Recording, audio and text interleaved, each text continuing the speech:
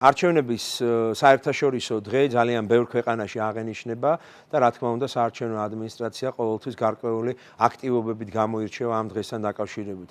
წლევანდელი ჩვენი ფოკუსი ახალგაზრდები იყვნენ და მათთან შეხვედრა, რათა გაგვეზიარებინა და კიდევ ერთხელ ამ დღის მთავარი მოტივიდან გამომდინარე, რომ არჩევნებთან დაკავშირებულ საკითხებს დაეთმოს განსაკუთრებული ყურადღება, გაგვეზიარებინა მათთვის, როგორც საქართველოში არჩევნების ისტორიის შესახებ, ასევე დღეს არსებული ტექნოლოგიური სიახლეებისა და გამოწვევების შესახებ საკითხები, რომელიც თავისი აქტუალურობიდან გამომდინარე მნიშვნელოვანი არის.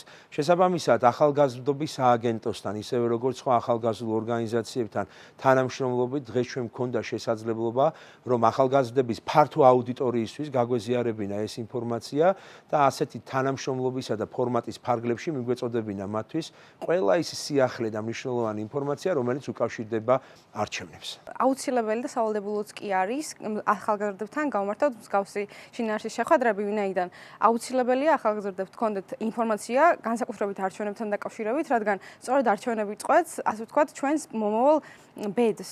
შესაბამისად, ძალიან დიდი მადლობა მინდა გადაუხადო ცენტრალურ საარჩევნო კომისიას, რათა მისცა ახალგაზრდებს საშუალება, რომ უკეთესად გაცნობოდნენ თუნდაც იმ ტექნოლოგიებს, რომლებიც საარჩევნო პერიოდში გამოვიყენეთ.